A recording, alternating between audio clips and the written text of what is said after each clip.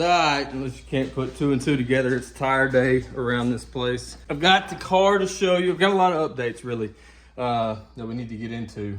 But first I gotta finish up tire day. So that's what we're working on. Ooh, I don't like that one. Let's try another one.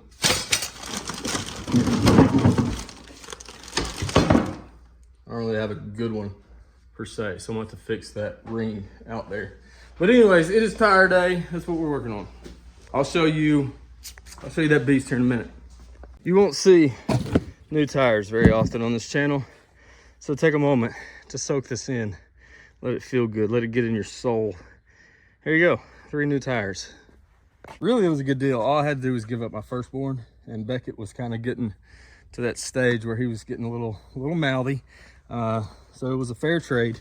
The racetrack got my firstborn, and I got 3 tires. I don't know. Let's see how the trade plays out. For those of you that have never put a bead lock on, first off, bead locks are preferred because they're so easy to work with. They're not difficult at all. And also, I'll just show you because I know there's some of the racer guys are going to be like, oh, I know how to do that, but everybody else maybe you're curious how we do this. So you put the tire on. You see how the tires on there. Then you're going to put your ring on. Put your ring on there. Put some bolts in that sucker. If it's a new tire, I'll pump it up to like 30. 1 to help seat the bead on the other side, and 2 to get the stretch out of the tire, and then let it sit for about 10 minutes, and then we'll bring it down to its race pressure, kind of. There's a whole nother thing. We'll do that in a minute. All right, this is what I call the tire dance. These are all the tires I have. And now what we're going to do is every wheel is lettered, or it should be. I think there's some I got to add a letter to. I'm going to actually end up not drilling, but grinding it in there, just because it's going to be easier that way for the future, because I've got, marker on them. Can you see that? But obviously that comes off. It's already come off some of them. And we're running some different tire pressures this year, so I got to recheck everything and just see what everything rolls out to. So I'm not going to bore you with that because it's going to be a long process, but that's what we're doing. Also, you can kind of see her in the background there, but we're going to get into that here in a minute. I got to finish these up first. It's dark now. You see that? It's dark. That's how long it takes to do tires. And all we did was just size them. We haven't even started to like groove, sipe, grind, none of that stuff. But it's getting late, right? So I wanted to give you the full update and show you the car. So without further ado, my hand looked like it was digital there for a second. Without further ado, let me show you the new ride. There she is in all her glory. Can we step out to half? No, we can. Ooh, we can zoom in though. So there she is in all her glory. There's the left side. Here's the nose. And here is, this side's not completely done yet, but you get the idea. Here's the, well, hold on. Boom, I hit him with that 0.5. There you go. Like I say, this side is not done. I still got to tuck this fender in more, and I got to adjust some stuff back here. But anyways, that's it's almost done right here, almost. So, and you may or may not care about the back, but there it is. There's the back. There it is. That's the car. I don't know if we're behind or not. Like, I talked to other drivers and they say they haven't done anything. So maybe we're ahead. I don't know. But back from Mastersville, came back probably, I don't know, 2-3 weeks ago. And it's been just like a whirlwind to get it back together. I'm the only person that's turned wrenches on the car. Everyone's been busy or had something going on. So it's been just me and Macy out here doing the thing, making it work. So if it's ugly, you can blame me. Speaking of which, I don't know how I feel about this. I thought it was cool at the time. Now I'm not so sure. Everybody else is running them cockeyed, so I thought I'd try it. So and I don't know. I have mixed emotions about it right now. We still have to finish up the nose. I wanted to make sure that like the right side was going to be high enough so that whenever, everything, when it collapses over there, that there's plenty of space, because we've torn noses off before. Pretty much everything's set up, but it still needs a transmission and the drive line in. The transmission is going to be here soon. And what else? That's it. But I feel like there's a bunch of like odds and end things that I'm just forgetting to talk about. Still gotta, like I say, we still gotta do tire work. That trailer needs a makeover. It needs to be swept out cleaned up, dusted for sure. I don't know, man. I think that might be, maybe that's about it. I don't know. I'd like to have everything done with a week to spare, but that's just not going to happen. Here is the schedule moving forward. So not this weekend. Here we are. We're here. And then this is next weekend.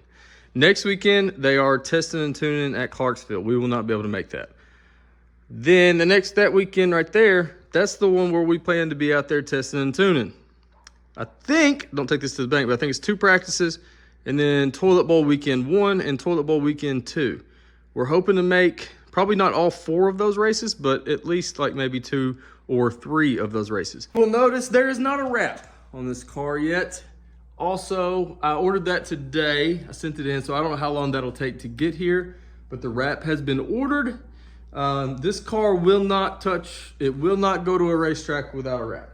Even for a practice day, it will not go because something will get dinged, crushed, something stupid will happen, and then I'll have to try to wrap around dents, and I'm not gonna do it. Plus, this car has to go do a little photo op at a sponsor's place, so I do want it to be crisp and clean.